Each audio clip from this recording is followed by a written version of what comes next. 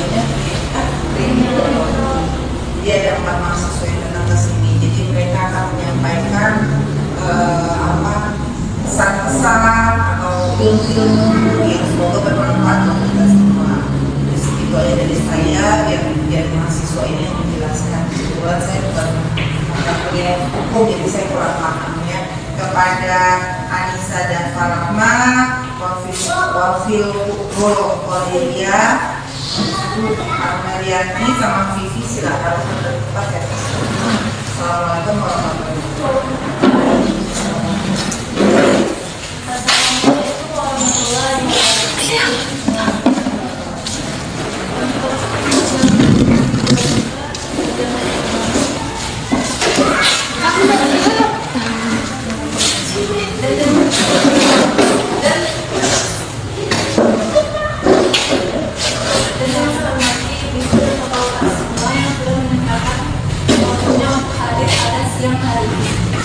Kami di sini ingin bersosialisasi untuk memenuhi tugas kriminologi dengan dosen pengampu Bapak Ibrahim Hikmah ETC SPK. Dan untuk materi pertama akan dijelaskan oleh Anissa. Baik, di sini terima kasih waktunya untuk Bapak Ibu semua yang menyempatkan hadir di sini. Di sini saya akan menjelaskan apa itu kriminologi. Jadi kriminologi itu adalah ilmu yang mempelajari tentang kejahatan, penyebab terjadinya kejahatan, lalu dampak terhadap individu dan masyarakat, serta syarat-syarat pencegahan dan penanggulangannya. Kejahatan adalah perilaku yang melanggar hukum dan norma sosial yang berlaku, serta dapat merugikan individu maupun masyarakat. Sebelumnya saya ingin bertanya, apakah ibu, bapak-bapak ada yang mengetahui kejahatan itu apa saja? Contohnya, pencurian, lalu ada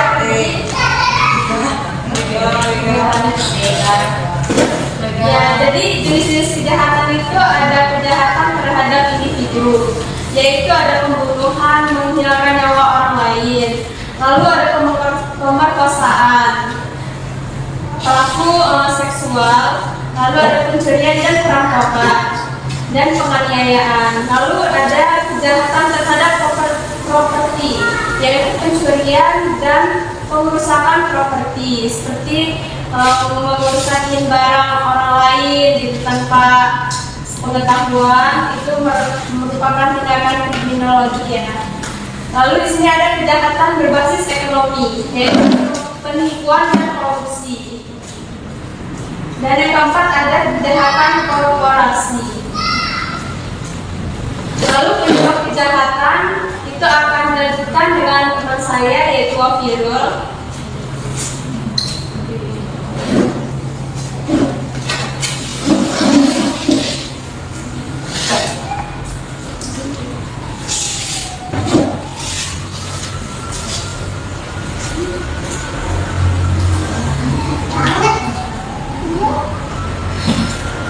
Penyebab kejahatan itu yang pertama ada faktor sosial.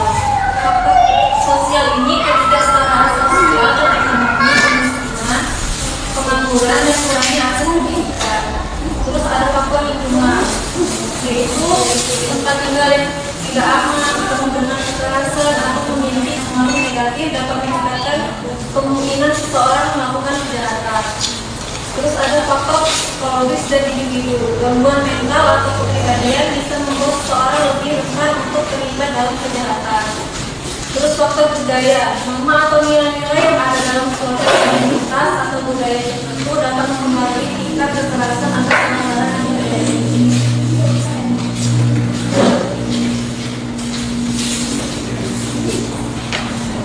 Selain itu juga bapak-bapak ibu kalau kejahatan itu kan pasti terjadi di kehidupan kita ya. Nah, gimana sih cara mencegahnya dan bagaimana cara menanggulangi kejahatan tersebut? Yang pertama, meningkatkan pendidikan tentang bahaya kejahatan dan pentingnya menghormati hukum. Meningkatkan pendidikan ini merupakan kesadaran dari diri kita sendiri, bapak-bapak ibu. Bagaimana caranya kita berpikir bahwa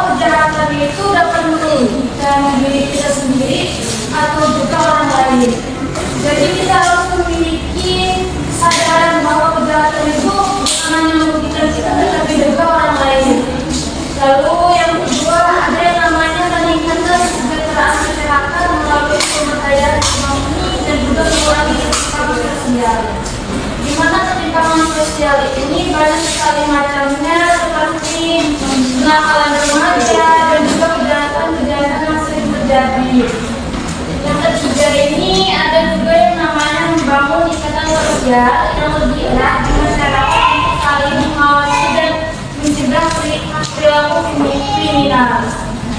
Membangun ikatan sosial ini dilakukan dalam kehidupan kita sehari-hari, Bapak-Bapak, dengan ada menjalin hubungan baik terhadap tetangga sekitar, dan juga lalu ada yang namanya meningkatkan kualitas lingkungan tempat tinggal dan pengamanan agar tempat tinggal itu nyaman serta mengurangi potensi kejahatan.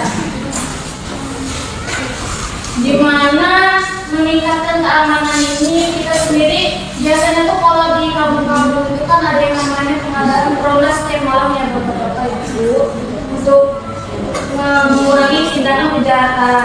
Atau kalau di komplek atau perumahan itu seringnya adanya salah satpam untuk mengawasi komplek tersebut. Lalu ada yang namanya penanggulangan kejahatan. Yang pertama, penegakan hukum yang tegas dan adil, menegakkan hukum yang adil dan juga transparan, agar perilaku kejahatan ini mendapat hukuman yang sesuai dengan perbuatannya.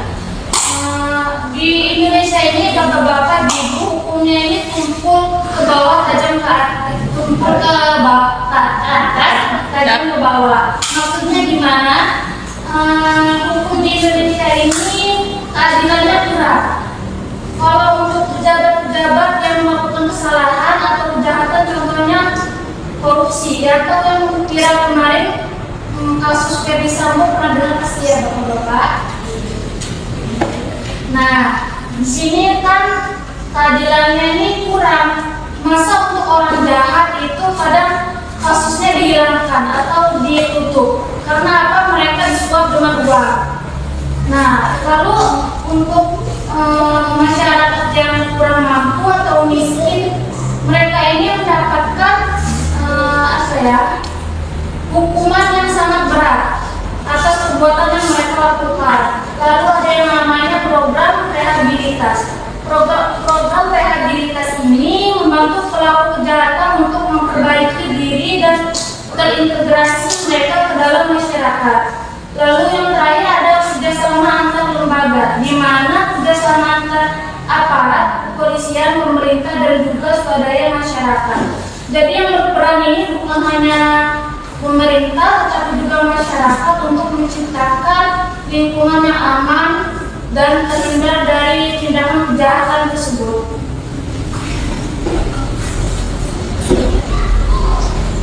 Baik, di sini saya akan lanjutkan tentang peran masyarakat dalam meningkatkan keamanan. Yaitu yang pertama, keamanan bersama. Masyarakat perlu berperan aktif dalam menjaga keamanan. Lalu yang kedua, penguatan kesadaran hukum. Yang kedua, penguatan kesadaran hukum. Sosialisasi tentang hak dan kewajiban warga negara dalam menjaga ketertiban dan keamanan. Jadi perlu adanya sosialisasi kepada masyarakat untuk mengetahui atau mendapat pengetahuan tentang pentingnya menjaga ketertiban dan keamanan bersama di lingkungan. Yang ketiga, mengurangi stigma sosial. Hindari mengisolasi atau memberi stigma dari stigma negatif pada pelaku kejahatan. Apa sih stigma itu? Stigma adalah pandangan negatif atau cap buruk seperti yang diberikan oleh kelompok atau masyarakat karena dianggap berbeda atau tidak sesuai dengan norma sosial ini.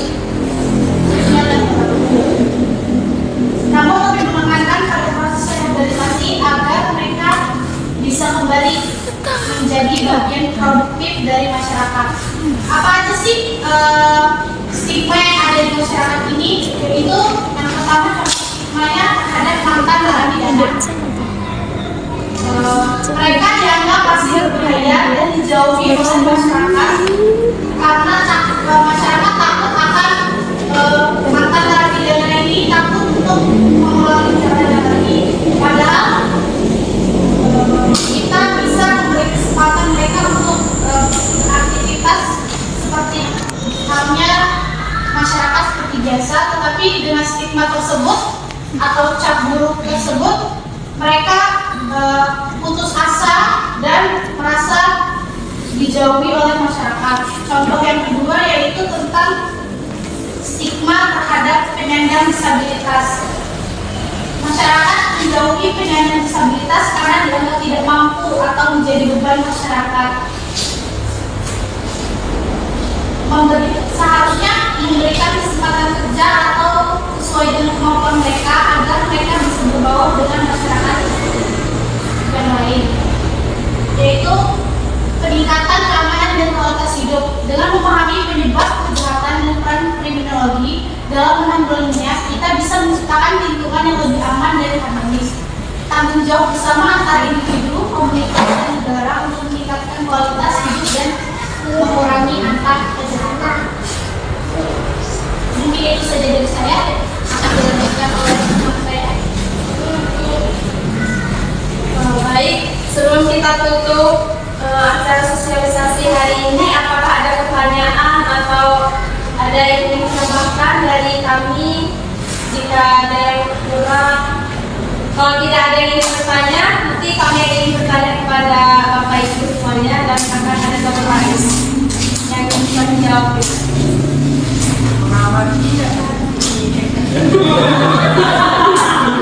Tidak ada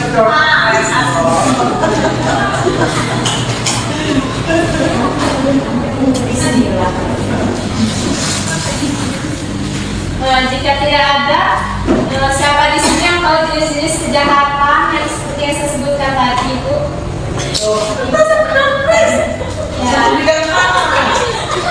Ya, apa aja, Bu? Ya, jalan, benar.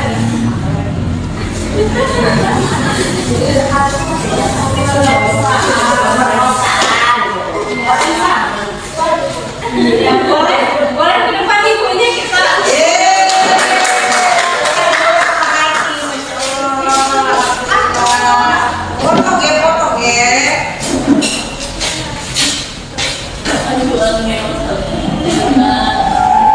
Foto ya.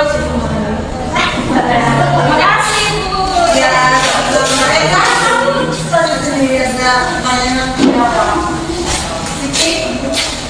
apa lagi pertanyaannya? Ini gampang-gampang lah kan?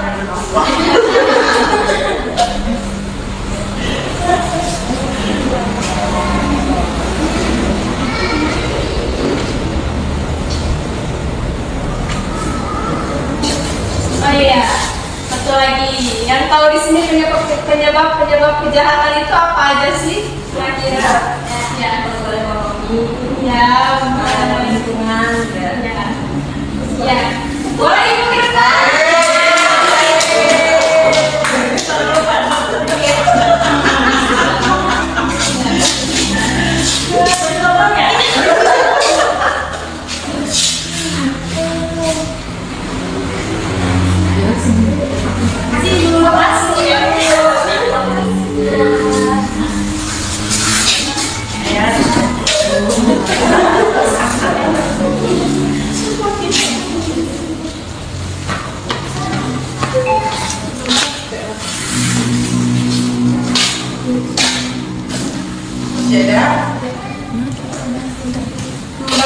Bapak atau Ibu ada yang mau bertanya atau tidak?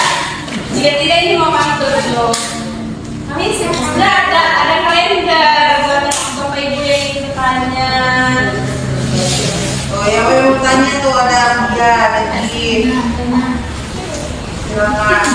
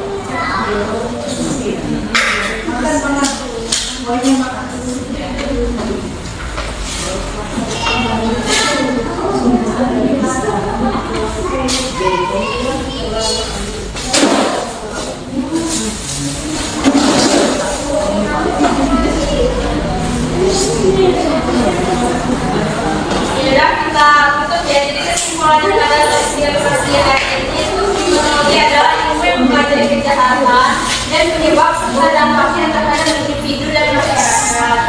Dengan memahami berbagai pencegahan kejahatan tidak hanya bergantung pada penegakan hukum, tetapi juga pada peningkatan pendidikan, pemberdayaan ekonomi dan penguatan ikatan sosial di masyarakat. Masyarakat memiliki peran penting dalam menciptakan lingkungan yang aman dan berpartisipasi aktif dalam menjaga ketertiban dan saling menjaga.